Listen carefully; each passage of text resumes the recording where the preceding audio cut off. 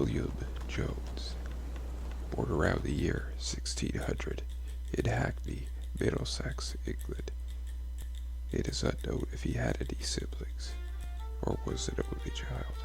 He married Frances Savage, born 1594, in Middlesex, England. Together they would have 3 children. It's 1611. The King James Bible debuts. Nearly a century before, English scholar William Tyndale began translating the Bible into English in the 1520s, which was against the laws of the Catholic Church. He was burned at the stake as a heretic. Much of his work was later used for the King James edition. 1 year later, 1612, William was living in England and may have witnessed the infamous Pendle witch trial in Lancashire County. It was one of a series of sensational witchcraft trials to take place there in the early 17th century. In the mid-1600s, royalists and parliamentarians raised arms in one of the bloodiest battles in British history. The very foundation of English society was thrown into question during its 9-year civil war.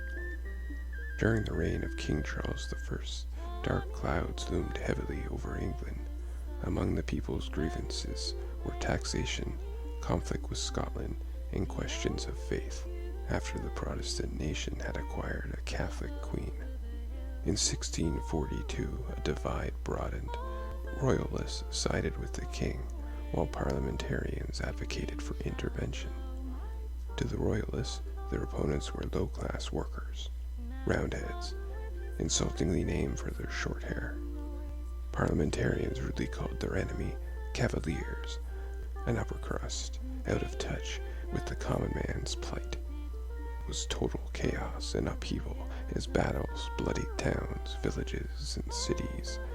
Poor harvests made things worse.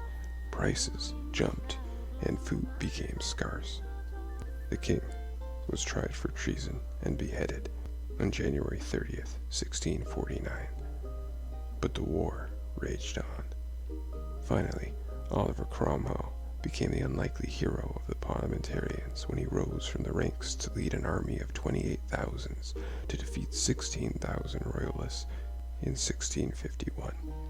General Oliver Cromwell was a devout Puritan, a sect of Protestantism in England. He has been condemned for his persecutions of Catholics and celebrated for introducing a more democratic governing style to England. When he died in 1658, the crown was passed on to his son. However, within 2 years, King Charles II had returned to England and the throne. Perhaps before this conflict's resolution, perhaps sometime after, maybe even during these civil wars, William Joanes passes away. The exact date is unknown. This far back in time, his parents are not listed beyond names. They are only known as Edward and Katharina. His grandfather is known only as Thomas. No birthdays, no homelands, but they exist out there, undiscovered. For now. Who knows what may pop up in the future. One alternative theory was based on a record naming Rhys Jones as James' father. This branch stretched into Wales directly, going back another 2 generations. Another earlier theory connected our Thomas Oliver Jones with an Orrin Jones from Michigan. Other theories connect to other James Joneses in England and America. This branch, explored in this episode, connected to English and Irish and Welsh roots, so it seemed likely, along with its American connections. Other avenues explored led the Jones family name into Wales, with name changes based on previous parents rather than a shared surname. This branch extended far back into Welsh nobility, governing the same lands for generations, with records going all the way back to the Roman conflict with Britain in the Holy Empire days, and further into records reaching back into years before the Common Era. That's right, we're talking BCE. However, it remains to be seen if that branch connected to the main Jones branch of our most recent ancestor, Lloyd Oliver Jones, born 1913.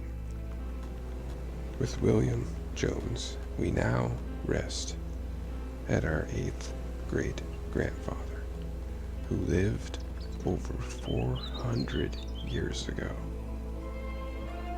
Now, the branch reaches out of sight.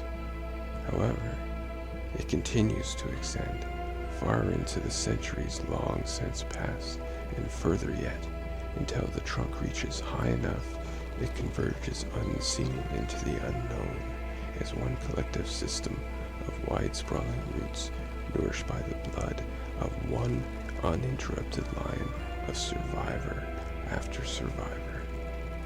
History may end with William Jones, but the story does not. Although their absence is felt, their presence is too.